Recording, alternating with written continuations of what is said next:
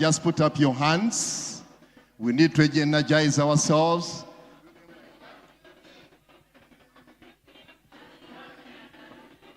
Coach Bob, I hope you're hearing.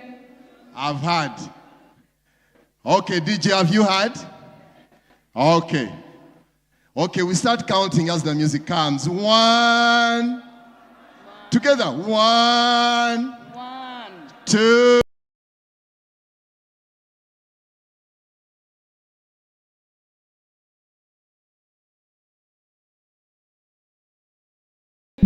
Four. 5, 6, 7, 8. Keep the smiles. 8, 9, and 10. Put your hands together. Together. 1. Together. 1, 2, 3, 4, 5, 6, 7, 8, 9, 10. DJ, give us a 1 minute.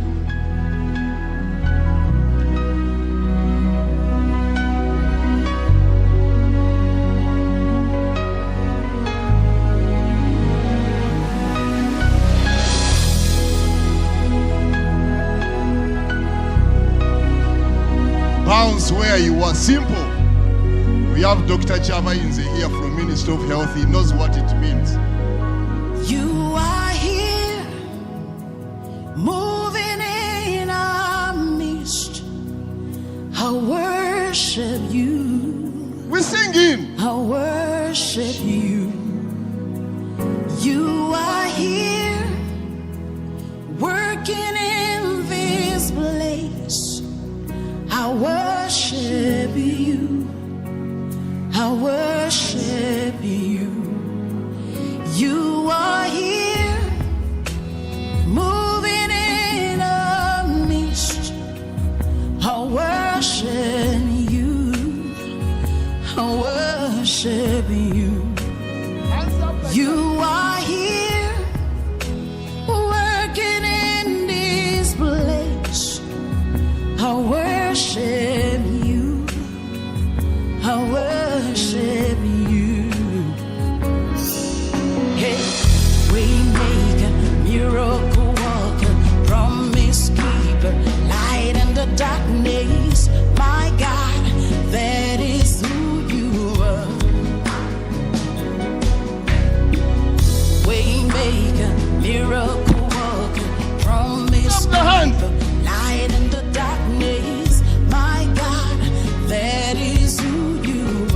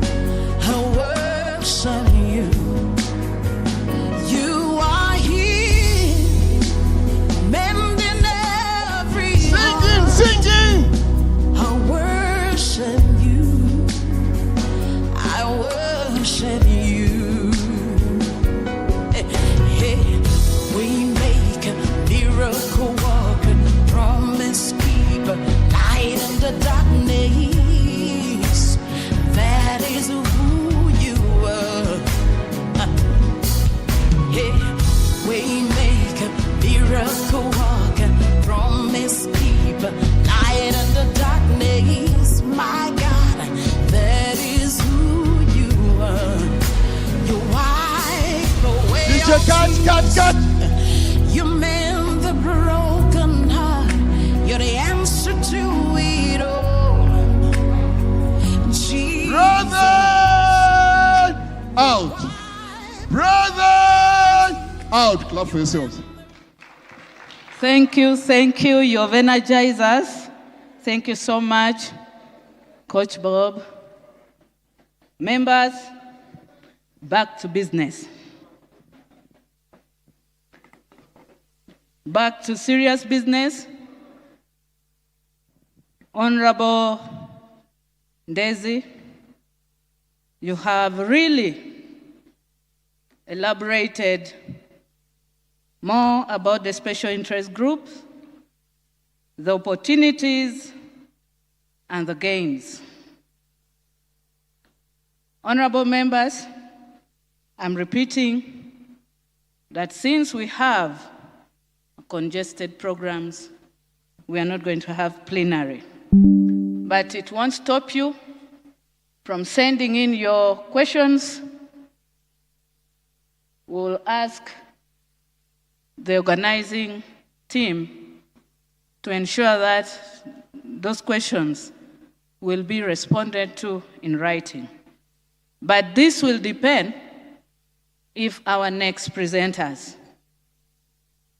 could keep time, and if we see that there is a bit of time, we'll accept some 3 questions or response to the questions that you have maybe written and brought to the respective presenters. To help us focus our time, I would like to put these 3 questions to us. 1, beyond seat numbers, what would strengthen representation look like in concrete terms? 2, why does guaranteed representation in Parliament not always translate into proportionate representation across our MDAs? Because this should be not only in Parliament, but it should cut across. 3, how should this Parliament carry forward the resolutions already before us from the 2nd Women's Parliament and from the calls we have had for an audit of disability representation on public boards? These questions point clearly that even if this affirmative action is there, we are seeing it in Parliament, but in other MDAs we are not there. So it's upon us as members of Parliament to forge a way forward for its full recognition. Next, as you're seeing from the timetable, we are now moving from representation to security. Specifically, the security of citizens that is built over a working lifetime.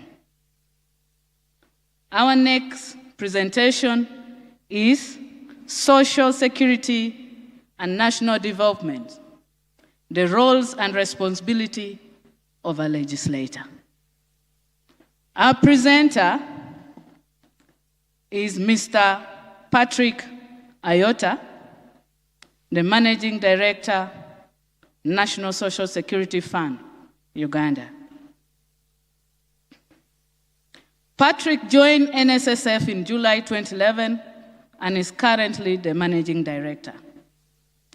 He's also in charge of the fund's strategic functions.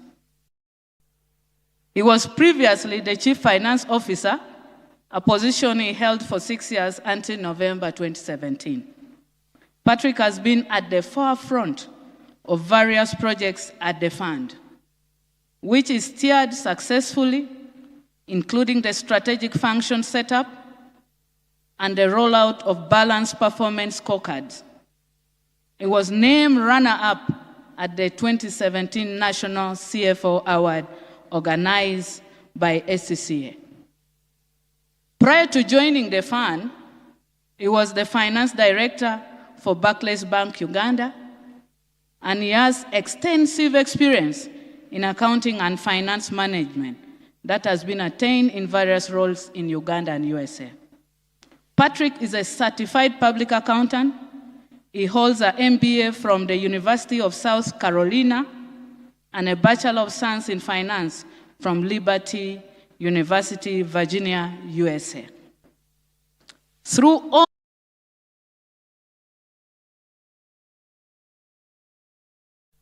all this experience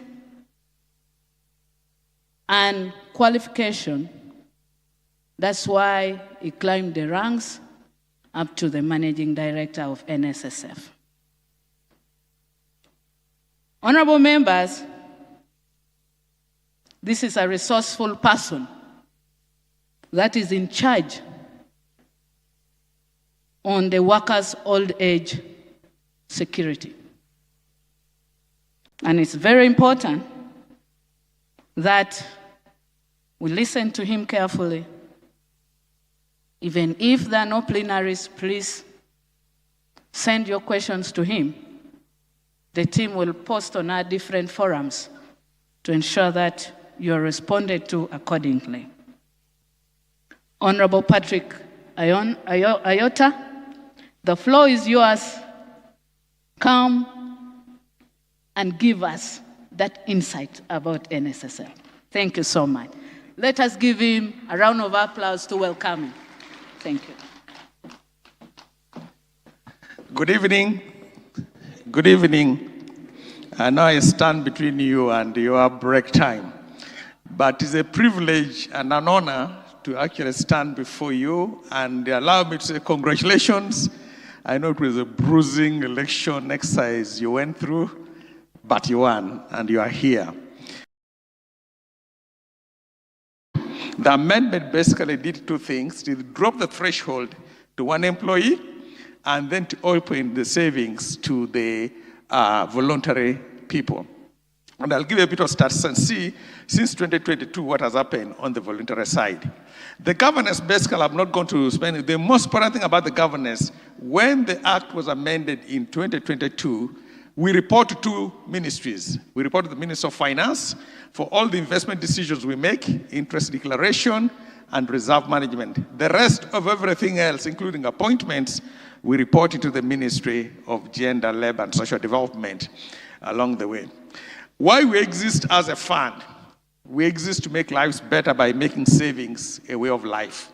That's basically our purpose. And everything we do, we kind of want to make sure that this whole thing about savings becomes part of people's DNA.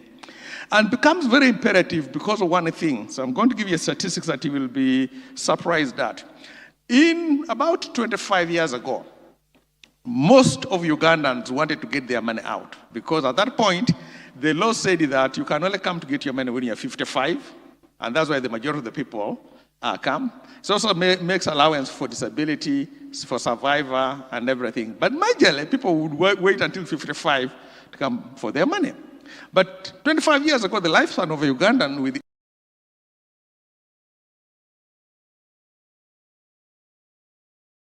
age and everything was around 42 years. So it did not make sense that people should die before they get their money.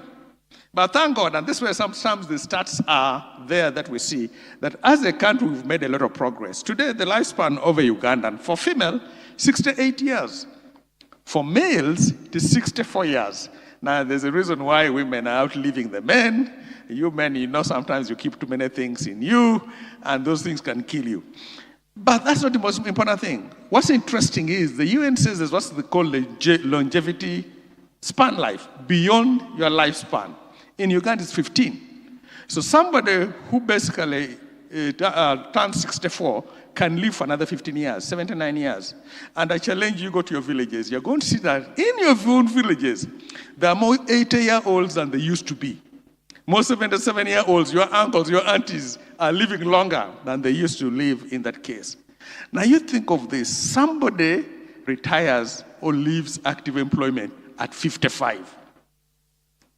And the next 25 years, they have to live, they have to survive. And that's why it becomes imperative that as a nation, we do everything we can to make sure they have savings to take them through that time. Because at that point, it's harder to get a job. It is hard to start a business and succeed.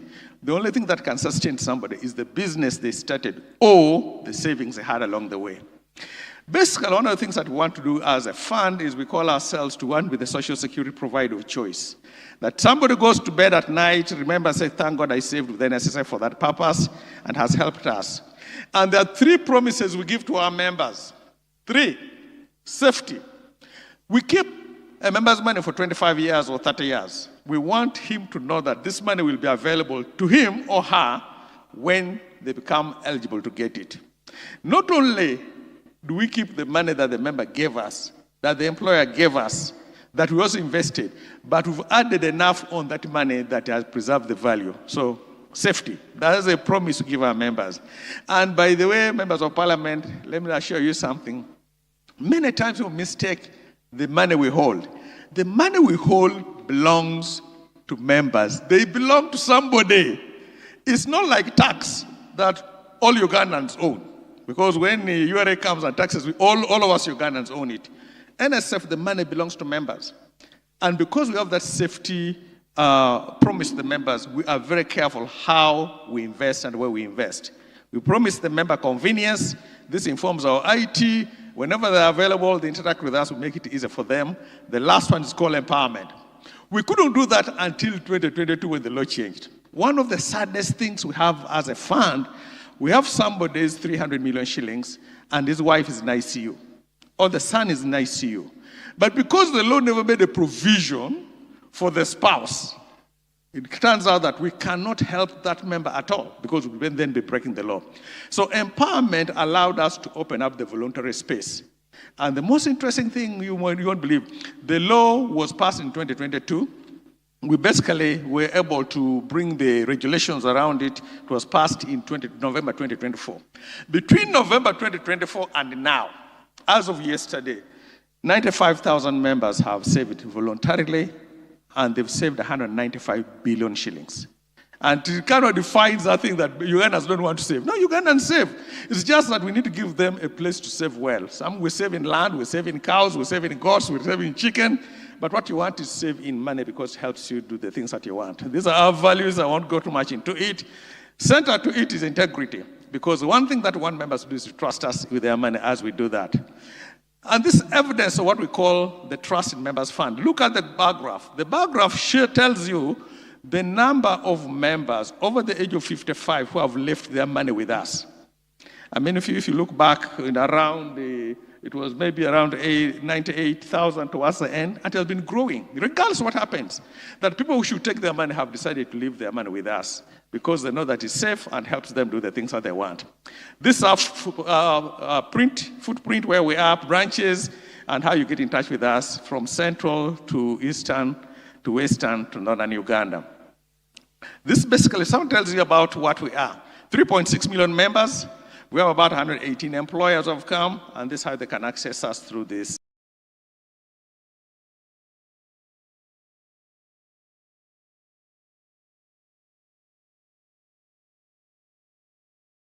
These branches.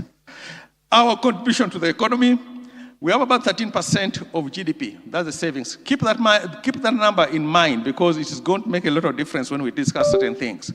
We have basically saved about 17.39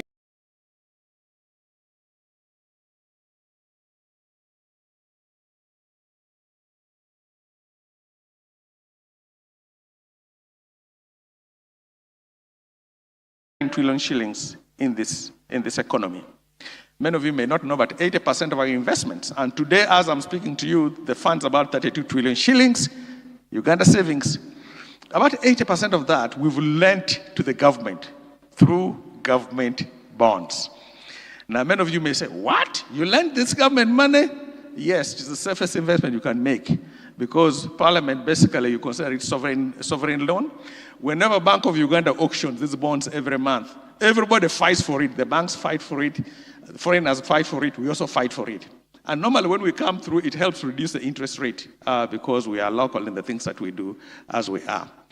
This is kind of when I mapped up, when you look at the ATMs the government has, the places we've done basically to show you that the fund is part of the ATMs, whether it is tourism, agro-tourism, we'll talk about that a bit, whether it is the minerals, and whether it is science and technology. We are investing in all these areas as part of the economy that we have. Now, how do we create value for the member? In two areas. Now, bear in mind this one. Members contribute 5%. The law has forced the employer to contribute 10%. Now, for some of you who are in finance geniuses, we call that a 200% return on day one. It's one of the best investments any can make that. Somebody puts 5 shillings, the law forces the employer to put 10 shillings that very day, and it belongs to the member. So if you're out there and you've got brothers, cousins who are working for some employers, and they are not contributing to them, contributing for them, basically they're cheating the member. And if you are here and you have employers, please contribute because it matters a lot. As I told you, you'll be amazed. We pay 6 types of benefits. From age benefit, the 55 we talked about, to survivor when somebody has passed on. Over the last 6 years, we've run the numbers. Only 3% of the benefits we paid to survivor beneficiaries. In other words, members had died. 97% is paid to members who are alive. So for some people who think that, me, I'm not going to get that money. By the time that money comes, I will be dead. No, you have a 97% chance you're going to be here, or your member's going to be here, and you need to be able to do what? To save, so that it does matter in that area. This is where we put the money. So we get the money and we invest it. 5% is in real estate. We're about 17 in the stocks and exchange, different types of stocks. And like I said, about 76% of that money we've lent to the government. The best place we can put that money there. And if you don't really realize what happens, you Parliament just passed the budget recently, and you pass the budget with a gap. And you're expecting that that gap is going to come from debt. And most of it is domestic debt. And basically, NSF is supporting the budget as we do this along the way as we see it. Now, so we get the money, so we invest it, we use a little bit of overhead, and then the balance of the money we give it to the member and put it on the account as credit. If you look at, these are the benefits we offer. I will not get into that too much, but I just wanted to show you something that has happened over the last 10 years. The blue line, that line you see, which is the blue line, is the total revenues we've made over the last 10 years. Now, when we invest, we earn money, and we earn revenues in that case. If you look at the end of last year, which is June 2025, we basically earned 3.5 trillion shillings.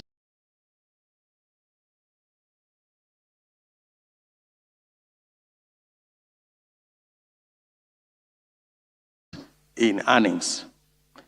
The red line shows you the costs that we incurred to generate that revenue. And the green line tells you how much of the interest we gave back to the member. And this is one of the most efficient, and I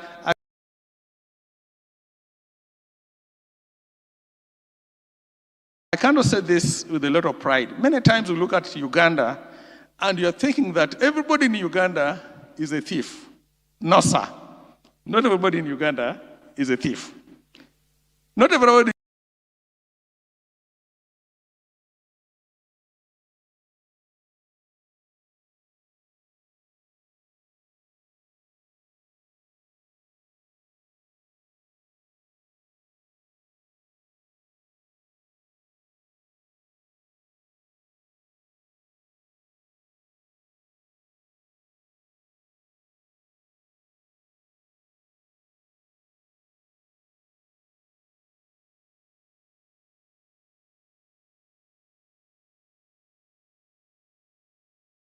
We're a 5.5 trillion shilling company. We wanted to be 20 trillion shilling company. Our customer satisfaction around 69%. We wanted it to be 95. We're processing benefits in 36 days. We wanted to process it in 1 day. And we pretty much hit those. The most interesting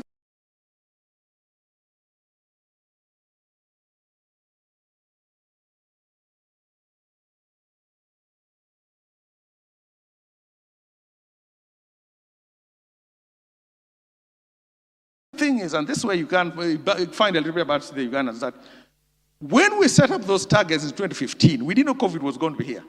For 2 years. The country was pretty much closed up. We didn't know we were going to appear before some of you in parliament and would rag us. We didn't know midterm would come and take some of the money out. And yet, because guys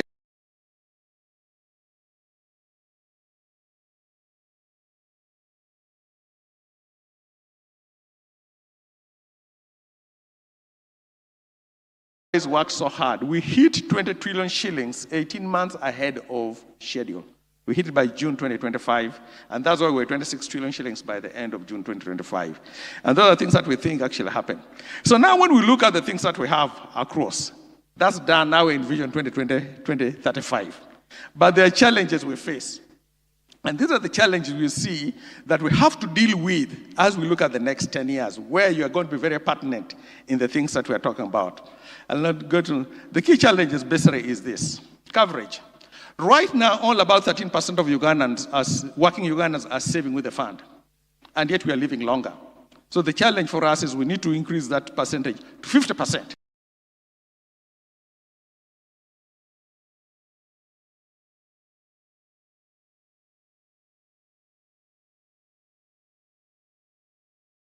At least they save with us.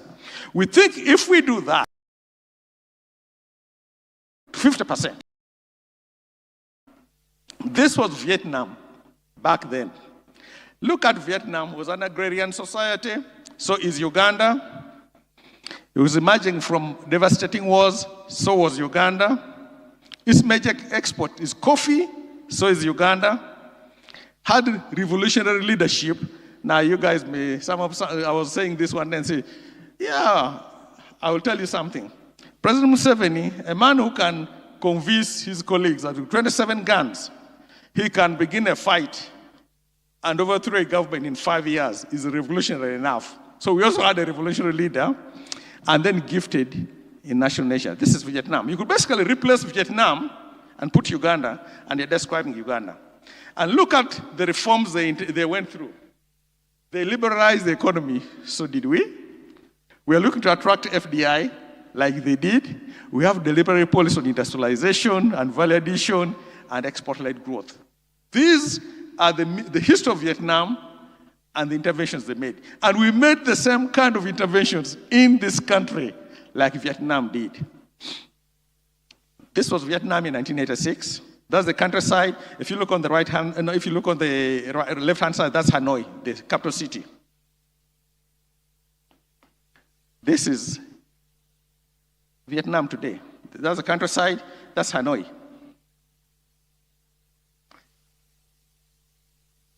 Where's Vietnam now? If you look at that graph, around 1989, Vietnam was about $7 billion economy. GDP was $7 billion. If you look at where Vietnam by 2008 is $550 billion economy. When the president says he wants a 500 GDP economy, he's not picking it out of the air. If you notice in 2005, when we began our structural adjustment, that's when things kind of went off. There are things that we did that Vietnam never did. Right now, we're at about $69 billion. We are where Vietnam was in 2005. And yet we had the same starting point. In 1989, our GDPs were about the same with Vietnam.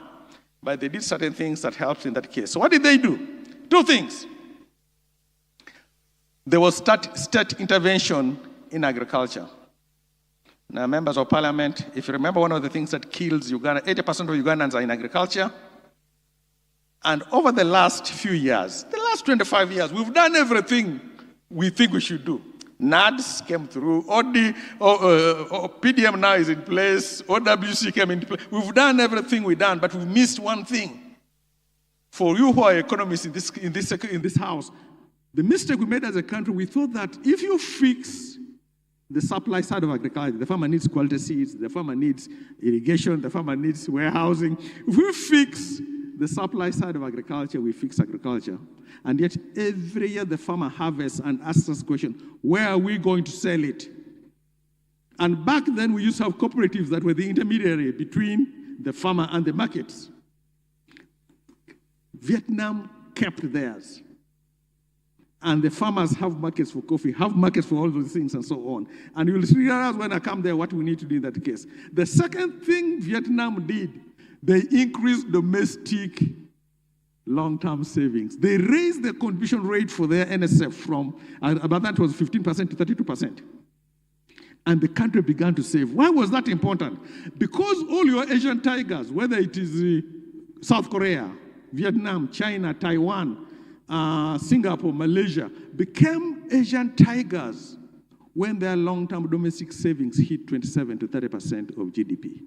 Why? That means they could use their own funds first to run their own development agenda and not rely completely on external funders, which is a problem for us. Why?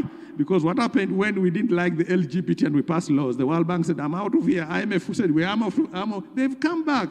But it was a disruption because we didn't have our own money to rely on in that case. So part of our goal as a fund is, if I just show you that graph, it's a bit busy. 1989, the long-term savings to GDP was about 10%. That's Vietnam.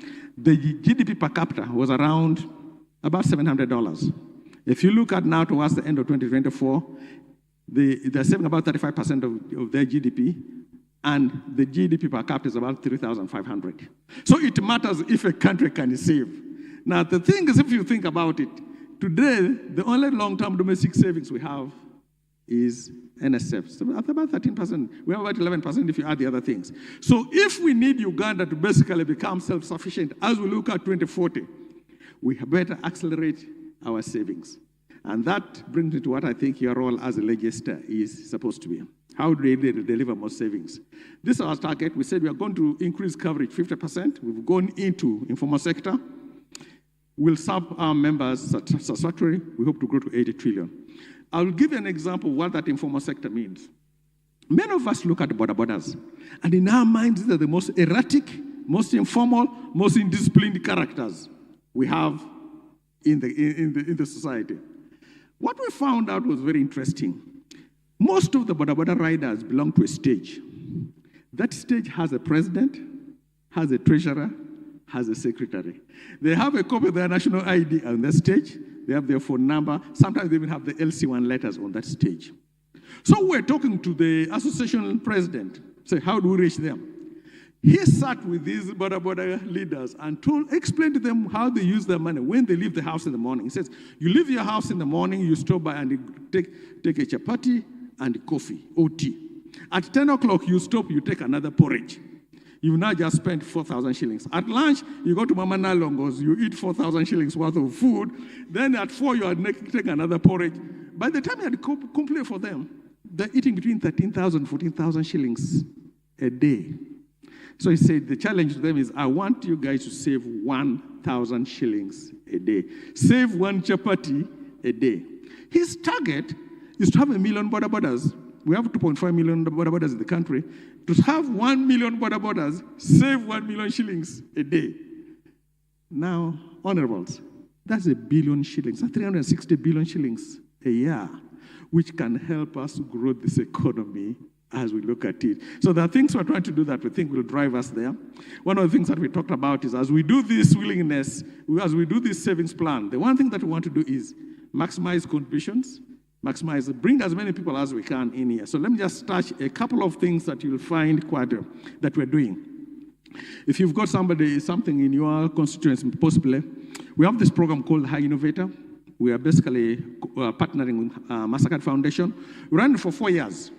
And we are funding early startups. The businesses they've been trying to do it. We've done 438 of them. And interestingly enough, 94% are still existing. They've hired over 30,000 people who have become our members. And they've contributed. So we're going to extend this program to 2030. So if you have got somebody from where you are, you think you have, we'll come and talk to them and see if they can qualify for that program. And we do it across the country. The other thing that I want is this. We are intervening in agriculture because we want that farmer to save with us. And we're going to intervene where his pain point is. So NSF plus other shareholders have come together and we have created a company to create a market for farmers. As I'm talking to you now, we are negotiating with off-takers from as far as China, as far as Poland, as far as Kenya. So that the next time we go to the farmer and say, please, we have a contract for soybean. Who signs up? So the farmer now the farmer begins to plant and to grow, knowing who the buyer is. And out of those earnings, he saves something for his day. And that's how we'll be able to grow that and bring the things that we need. If you look at this on maximum value for members, how many of us know of friends who have been here? They were rich. They had buildings. They passed on. And 6 months later, or 6 years later, the assets are no more. One of the things we're going to bring to Parliament, please consider it, is help us amend the trust laws of this country. The trust laws of this country were created in 1959 to manage land that was being held in trust by the Catholic Church, the Protestant Church, the Muslim Church. It was never meant to help people manage for legacy. So we want to change that. We want to bring that law to you coming from Kenya. We borrowed some from Kenya. So now somebody who has got these buildings in, we can begin to help them manage it for legacy. That what do you want to be 100 years from now? And you can manage that, help that person manage it for it. It will drive two things. If I pose the question here, and I've always had an issue, how many of you went to Makerere? I know, there are a lot of you. How many of you have donated even 1 shilling to Makerere ever since you left Makerere? And most of us go say, they're wasting time. Let me challenge you. Harvard is not great because Harvard was great 20 years ago. Harvard is great today because it is great today. Its alumni supports Harvard.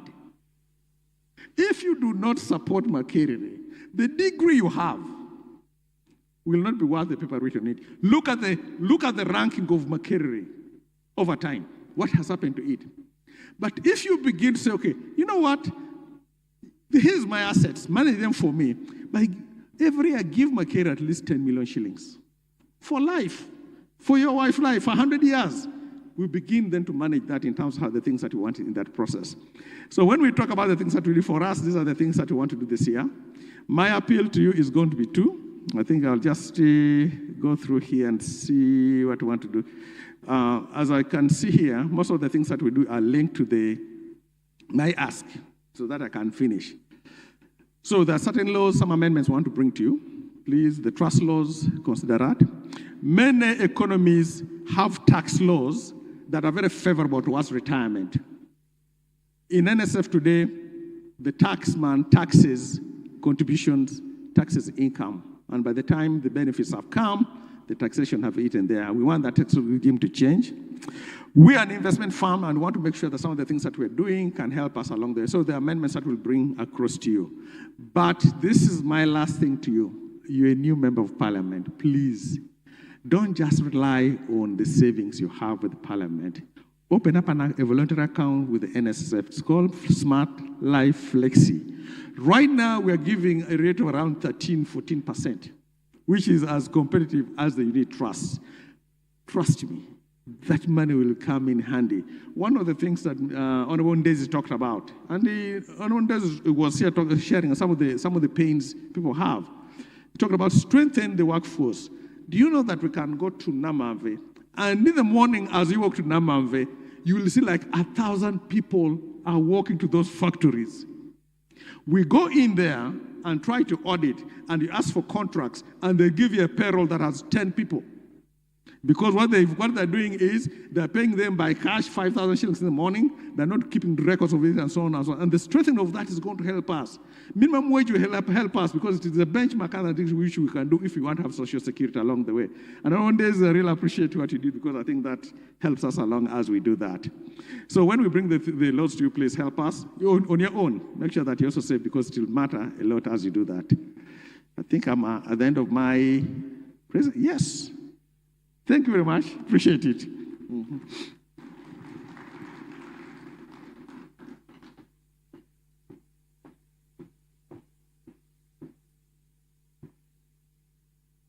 From the reactions, with the hand of applause that you've given Mr. Patrick Ayota, it means his presentation was so interesting.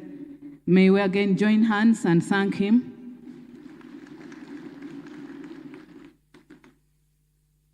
Mr. Patrick, NSSF issue is a general concern to a caring citizen of this country. And there's no one who is reaching 40 without planning for old age. So it's incumbent upon us, as you have had the serious, ambitious target that NSSF is having for this country, that is by reaching the informal sector. And it's incumbent upon us to ensure that we help in mobilizing and helping our informal sector to understand the importance of saving however little it is. He has also brought in his appeal to us, the policy issues that he needs Parliament to help them in addressing.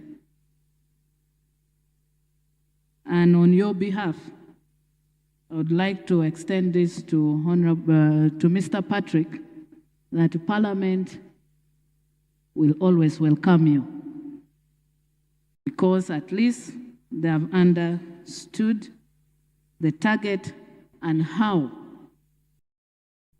NSSF is progressing. This initiative is very important. The strategy is really critical for the future of this country. Honorable members, very soon we'll be joined by the Right Honorable Speaker. But as is normal character, it does not like to be more complex. So he will come and sit, and he doesn't like people rising up to welcome him. But I felt that you should know, and on his arrival, we can just rise up, welcome him. He's our speaker, and we love him. We're moving to the fourth presentation, that is the second last.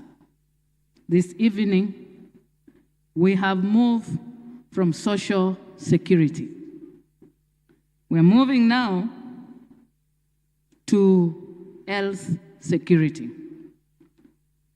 That is the Presidential Fast Track Initiative for Ending AIDS as a public health threat in Uganda. And it will be presented by Dr. Vincent Bagambe. He's a public health specialist with over 25 years work experience in HIV and AIDS, TB, malaria, and reproductive health programs. He started his career as a medical doctor managing clinics and wards of patients with malaria, TB, HIV, and other communicable diseases. Vincent currently works with Uganda AIDS Commission as the Senior Manager, Policy, Planning, and Strategic Information, a position he has held since February 2019. Is responsible for developing and monitoring implementation of the policies and strategies for delivering a multisectoral HIV response in a manner that it can sustainably be mainstreamed into national development programs. Previously, he worked in several senior management positions that include Quality Assurance Manager and Acting Coordinator, Global Fund Focal Coordination Office of Ministry of Health, Uganda, where he coordinated teams to submit grant application, grant making, implementation, monitoring, and reporting.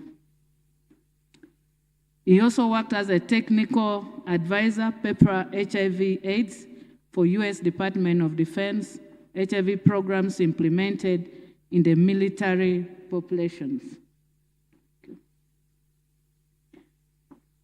He was also the M&E manager, Baylor, Uganda, a civil society organization, and program officer, HIV, TB, and malaria projects in Uganda prisons. Vincent holds a master's degree in project management, a master's degree in public health, and a bachelor's degree in medicine and surgeries. Among the short courses, impact evaluation of population health and nutrition program by Public Health Foundation of India, HIV and AIDS fellowship program offered by Makerere University School of Public Health. He's a well-experienced man and a gentleman fit to give us the strategies on how Uganda is to respond to HIV. Dr. Vincent, you're welcome. Thank you so much.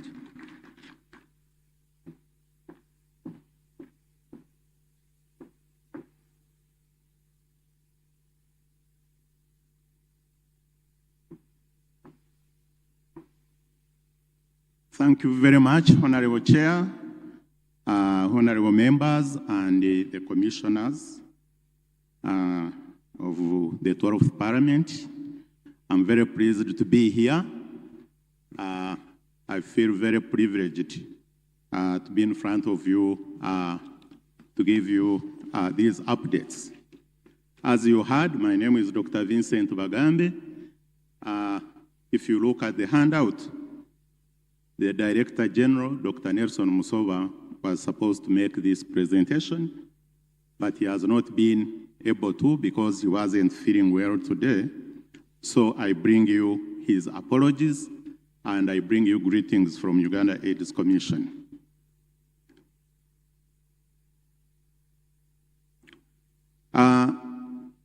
This evening, this is what I would like to share with you. I'll tell you briefly about who we are as Uganda AIDS Commission, where we are as a country in the fight against HIV, the status of the epidemic, as well as the response, what the President has promised to Uganda towards fighting HIV, what we call the Presidential Fast Track Initiative, to end AIDS as a public health threat, what challenges we face. We will also have a glimpse at the funding landscape, because that's an area we would like you to give us a hand in, and the other areas where we think as Parliament you will support us. So who are we? We are a government institution which was established by an Act of Parliament, CAP 206, and we've been in existence since 1992. And our mandate is to provide overall leadership to the national HIV response. We are located under Office of the President. We work very closely with the Ministry of Health, the Ministry of Health being the provider of services, while we coordinate all stakeholders beyond health towards one goal, presidential goal of ending AIDS. So as I said, we provide leadership to the multi-sectoral response. And we envision a state where Uganda is free of HIV and its effects.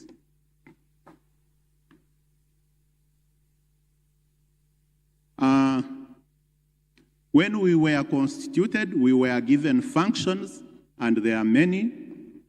We basically formulate policies.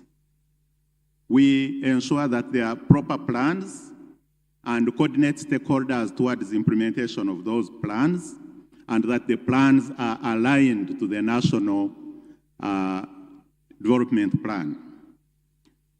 We identify obstacles to implementation and work with stakeholders to remove or overcome the obstacles. We make sure that HIV information is disseminated to all stakeholders, not only to Parliament, but up to the grassroots, including the wananchi. And one of the tasks that were given, the second last bullet, is to find a cure for AIDS. So that one is still work in progress, but we are working with scientists, and we believe that God will find a way. But for now, there is no cure yet. Next slide, please. So why are we here? I am here with my colleagues, by the way. I came with the head of prevention, Dr. Dan Biamukama, maybe you stand, and the head of partnership coordination, Mr. Tom Eti. So the two, if I can't answer your question, be sure that they will be able to answer. So we are here to speak to you, members of the Toronto Parliament, to appraise you on the status of the national HIV response, but also to highlight threats that may derail us from achieving our goal. Now, as a way of a background, the first case of HIV in Uganda was identified in 1982. That was the time actually the NRA was still in the bush. And this was in the Rakai district in a place called Kasensero. By the time the NRM came into government, the world was at a loss. No one knew what to do about HIV, while the problem was spreading like wildfire, and people were dying. Being diagnosed or identified to have HIV was a death sentence. So we have made progress, and certainly not only Uganda, but the global community, the scientists, the social workers, the religious community, together we have made progress until now, when having HIV has become a chronic disease, a chronic problem. But Uganda stands out as a global model for HIV control. And this is because His Excellency the President, immediately he came into power, he identified it as a problem, he was open about it, but emphasized prevention, prevention, prevention, using the then available approaches, which was the famous ABC. So by the time the scientific approaches, using condoms, now the antiretroviral drugs, being able to test and know that this one is infected and this one is not, and being able to identify the other opportunistic infections that cause people living with HIV to fall sick or die, all those came and found that Uganda had reached somewhere. And indeed, that's one of the reasons why His Excellency is recognized global, worldwide, as a key leader in the fight against HIV. We want to appreciate your predecessors. Parliament has been instrumental in passing HIV-related legislation. We have an HIV Prevention and Control Act. Of course, we have the Uganda AIDS Commission Act, and we have a number of policies to which you have contributed to. And we appreciate the advocacy and mobilization that you have been doing. So where are we now as a country? This slide gives you a snapshot of the HIV status in Uganda. We have a total of 1,500,000 people living with HIV. And this number has stagnated. One would say, but if you are being successful, why isn't the number reducing? The stagnation of this number actually is a sign that we are managing the problem, because now the people who are already infected are receiving care and therefore living their full lives productive up to old age. And therefore the number we keep adding on. The figure we want to keep an eye on is actually the new HIV infections. And here, honorable members, is where you should put your eye throughout your term in Parliament. We estimate 37,000 new HIV infections, at least as of the data of 2024, December 2024, the report compiled in 2025.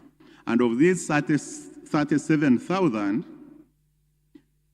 the majority are women, 21,000 out of the 37,000, and a significant number is actually adolescent girls. So of the 21,000, 15,000 are young girls, 15 to 24 years. That is the population that we need to work together to protect so that new infections don't happen.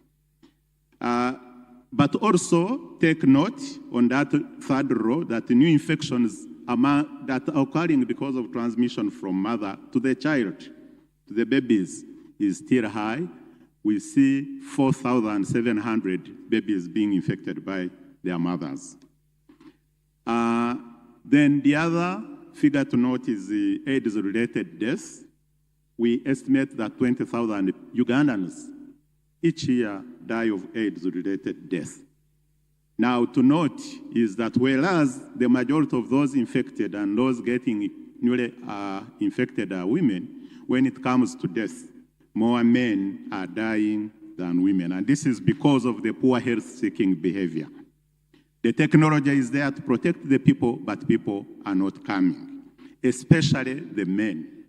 Talk to the men, talk to your voters who are men. Yes, we want the women to keep up and also to get all the women, but it is the men where mobilization is faced with challenges. The next slide actually shows you that although the picture might look good, that we see 37,000 new HIV infections, yet we used to see almost 100,000 in a year. The picture is not uniform across the country. So this breaks it down by region. You will see that in terms of people living with HIV and AIDS, in terms of the HIV prevalence, and in terms of new HIV infections, some regions, the numbers are high, and some regions like Karamoja and West Nile, the numbers are low. The regions with the high numbers are south of Uganda. We should say Buganda region because North Buganda is number 5. Acholi, Ankole, Lango, and Kampala. All those are above the national average in terms of prevalence. Where the prevalence is low on average, it doesn't mean that there are no pockets of infections. We actually note that we have what we call hotspots in the cities. You'll go to Mbale and you find that it has hotspots. And if you test young people in those hotspots, new HIV infections are there. So we shouldn't be deceived by the averages and we think that the other regions are okay. But the variations do indeed occur. Now, what are the key drivers for HIV transmission? Honorable members, I want us to note that the technology for fighting HIV is there. We have prevention methods. In fact, recently, there is a new drug that has proven to be so effective in preventing HIV transmission. But we also have the old approaches, condom use, HIV testing, circumcision, and others. So why are new infections still happening and why are people still dying? And the challenges are those key drivers: multiple sexual behavior,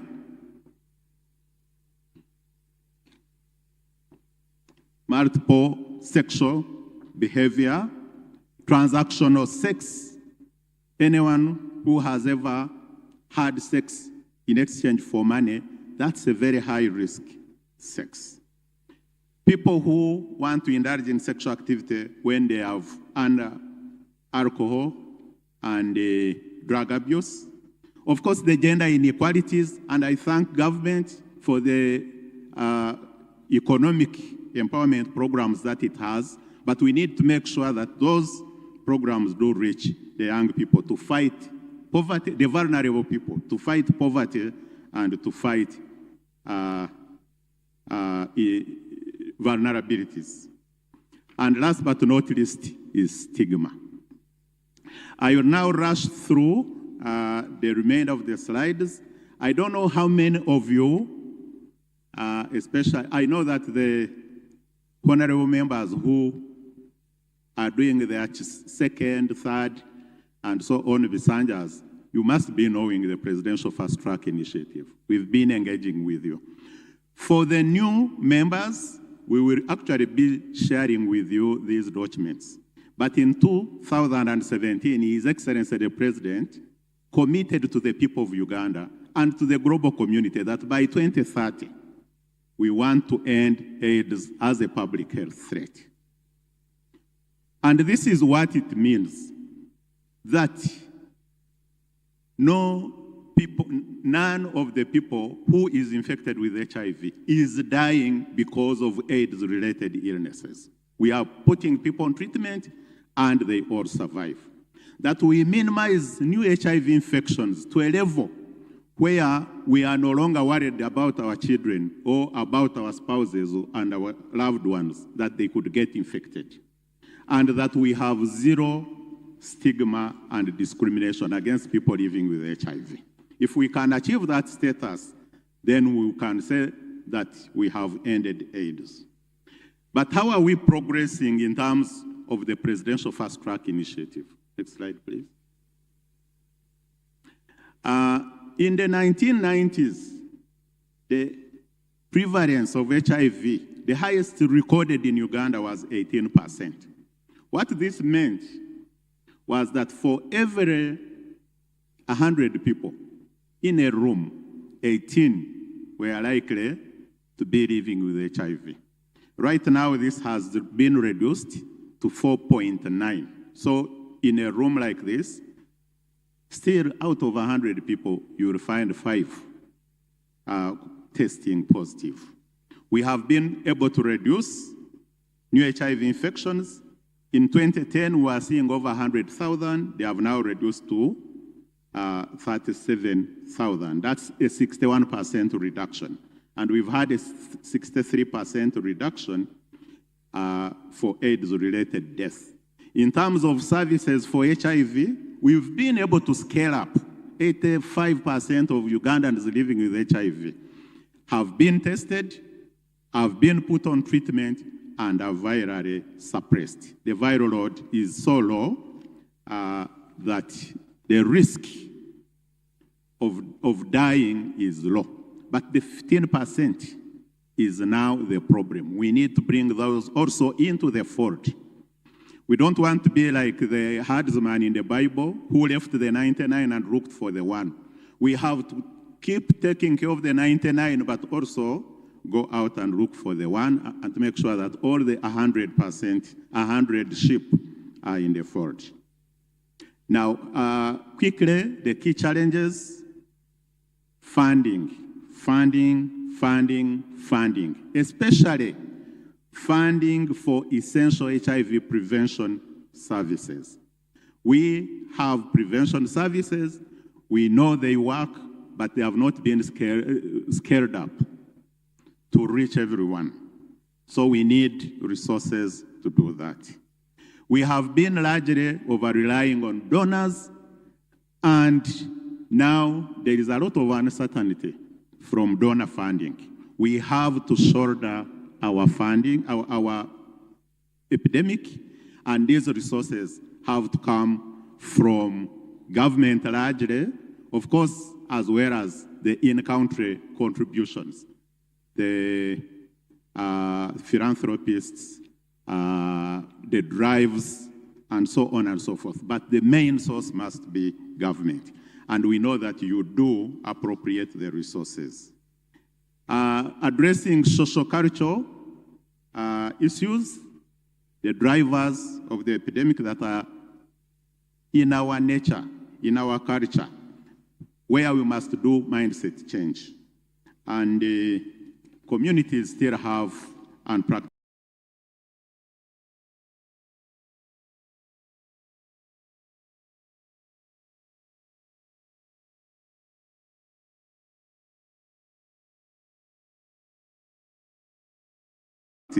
high sexual behavior. We have many opportunities to take us to the end of AIDS. As I said, we have a new drug that was also researched here in Uganda as well as other countries, and it was proven to be very effective. Challenge is how to roll it out to make sure that the people who need it are receiving it. Not the people who want it, not the rich parliamentarians or civil servants like me, but that poor woman in Owino, in Katanga, who is vulnerable. We need to get it to them. Integration of HIV into primary health care. As you know, the Ministry of Health has taken on the policy of integrating HIV into other programs. And as Uganda AIDS Commission, we are also working with other government departments to mainstream HIV into their development programs. This is an opportunity for us to enhance sustainability of HIV response using our local or domestic resources. There are new digital technologies. Now we must learn how to use them to reach the young people. Because the young people are on TikTok, I understand there are other programs that I don't know, Snapchat and others. We must go there and take the messages so that we are able to reach them. And then we must use the communities, especially the community of people living with HIV, to offer the services. This slide, maybe I'll give a sentence or two about it.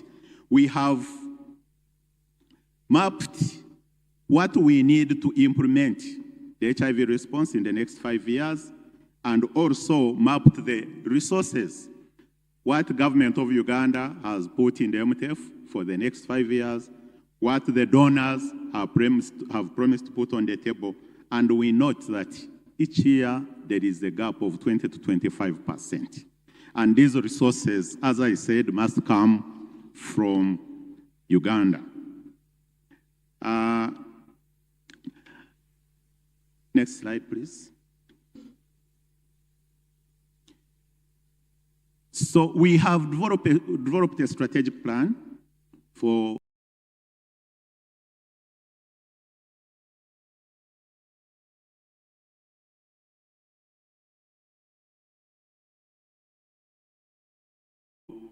up to 2030.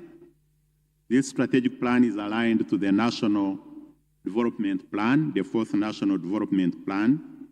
As I said, our goal is to end AIDS as a public health threat. And to achieve this, it means that we must reduce new HIV infections from 37,000 to less than 10,000 in the next 4 years, to reduce AIDS-related deaths from 20,000 to less than 6,000 in the next 4 years, and to increase financing for the HIV response to 80% locally resourced. As it is now, we have been at less than 20%. My last slide, Honorable Chair and members, is a call to action. As legislators, we are calling upon you to support an effective HIV response. Working with you, we must make sure that we leave no one behind. So if we come with an amendment of any legislation that we think is here, we would want you to extend those roles to also ensure that the HIV response receives adequate oversight in all corners of the country and in all departments of government, that you advocate for us to receive additional funding to fill the gap that the donor is leaving, and that for every penny that is raised for HIV, full accountability is provided. But also we know that in the community, there is a lot of respect for your word. Would like you to support in the mobilization and educating Ugandans out there to come and utilize HIV services. Government has put these services everywhere across the country, up to Health Center 3. You can receive an HIV test, they will put you on treatment, and they'll be able to monitor whether you are doing well on that treatment. So let's mobilize the people, but also let's tell the young people, because they don't know that actually HIV is real. They did not see the picture of HIV that me and many of you saw. So help us to mobilize those ones. As I conclude, ladies and gentlemen, government of Uganda is committed to ending AIDS as a public health threat by 2030, and Parliament, as the elected leaders, you have a big role to play in providing leadership, in mobilizing resources, and in guiding the population towards this goal. For us to transition from the donor-led response and to help people get out of the hunger of donors to self-sustainability, we will need to walk this journey with you so that our response is fully domestically financed and we are not living on the whims of external donors. I thank you very much.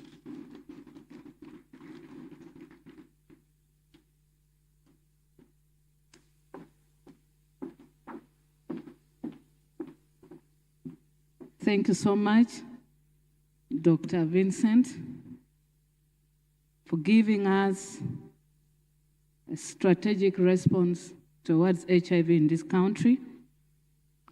Honorable members, we are all aware that the donor financing is shifting.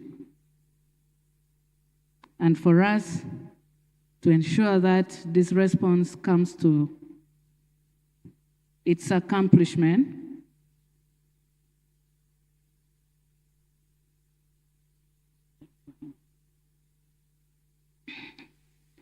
we need to come up with a domestic mechanism and a realistic one on how we can narrow this funding gap as a nation. Because HIV has come to stay with us. And we cannot fold our hands as the donor funding is narrowing. Honorable members, we are now moving to our last presentation. And it's going to be short because it's urgent, it's an emergency, and as stakeholders in this country, it's important for you to know what government is doing. In this house, we are also having the Minister for Health, our own Honorable Minister Charles Ayume, is present. And where we are moving, especially, we have been discussing for the last 40 minutes issue related to health. And before Dr. Daniel comes to present, our dear minister have requested for our 2 minutes so that he comes and highlight key issues that would support the presenter about Ebola. Honorable Minister, you're welcome. Congratulations. And we are grateful because you are really fit for that office. For our new colleagues, he has been our chair for the Health Committee, and now is the minister. Asante sana.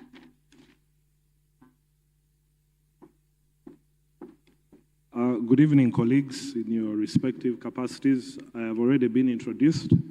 I know we are pressed for time. I'm not going to waste your time. The issue that we are going to present is about the National Ebola Outlook. I know it was not on the program, but we spoke to the Right Honorable Speaker and the Clerk to Parliament that this is an issue of national concern. It's an emergency. We cannot run away from it.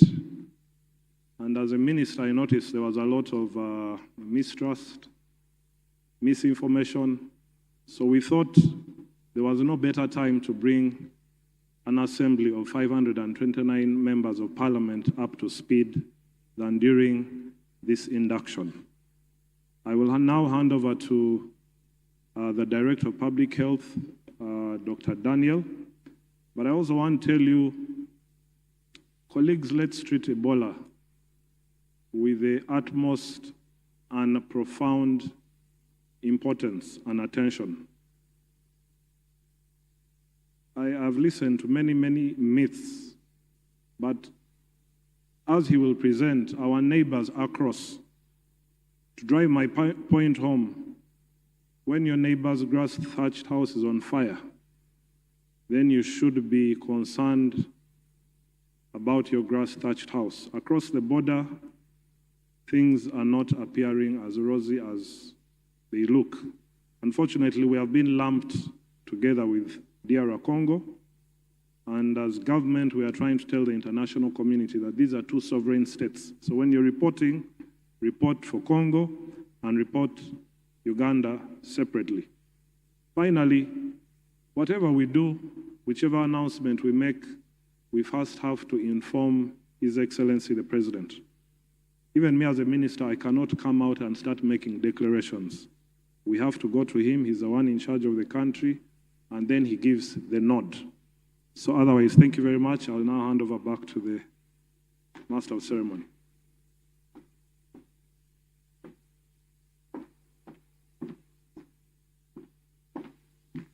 Thank you so much, Honorable Minister. You know,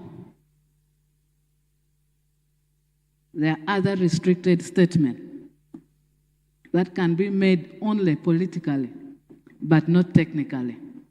That's why the minister had to inform us. Our last presenter is Dr. Daniel J.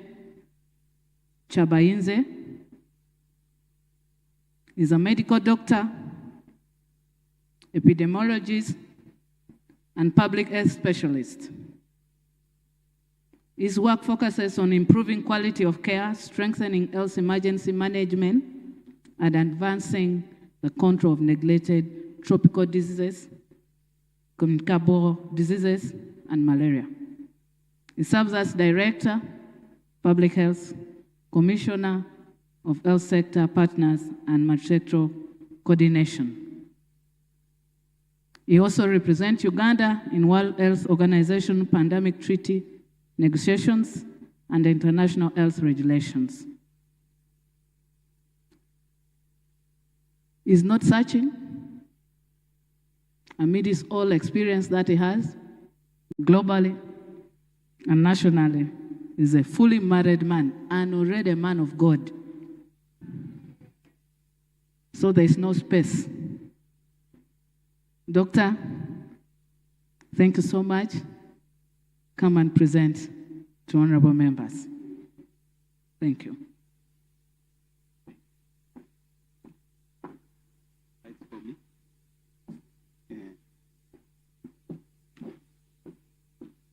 Thank you for that very kind introduction.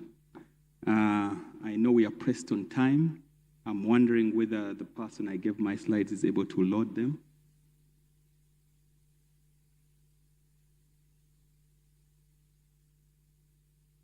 Whichever way, I will not be caught offside. If I have no slides, I'll still go ahead. Honorable members, allow me to start, if that's okay. It's going to be a little challenging to communicate to people at the end of the day talking about Ebola. The beauty is that my minister has already given me the opportunity and has introduced what Ebola is. Ebola is a very serious illness. It's very fatal, and it originates from wildlife to humans. It can be spread when you touch any body fluids of a human being, be it saliva, be it blood, be it sweat. I'm trying to see whether my slides are coming up. Be it sweat or excreta, feces or urine. Uganda has so far had 9 outbreaks. We are experiencing the 9th outbreak, meaning since 2000, we've had 8 outbreaks. This is the 9th. There's also good news that the virus is very fragile. Ebola virus can be destroyed by soap, chlorine, which is in jik, and also sunlight can destroy it. Allow me to talk about why do we call it different names. Whereas it's Ebola, Ebola is named after a river in Congo. And there are 3 types or more types, but we've had outbreaks from 3 types. And these then derive the names from where the outbreaks were first identified, because they have some differences, like we have different tribes or races. So we have the Zaire, we have the Sudan, and then we also have the Bundibujo. Bundibujo takes its name from the fact that it was first isolated and discovered in Bundibujo district of Uganda. Allow me just to tell you about how impactful the previous outbreaks have been. The biggest outbreak we had in Uganda was in 2000, and it was, the epicenter was in Gulu. In that outbreak, there were 425 people who contracted the disease. We lost 245 people, meaning the case fatality was 53%. For every 2 people who got the disease, 1 person died. Then there was the Bundibujo, which was in 2007. That's when it picked its name. And it infected 131 people. Of those, 42 people died. Now let me quickly take you to the most recent one. That was in Mubende and Kasanda. In 2022, there were 142 cases, 55 died. What was different about the one in Mubende is that the government, the president, ordered a lockdown in those 2 districts.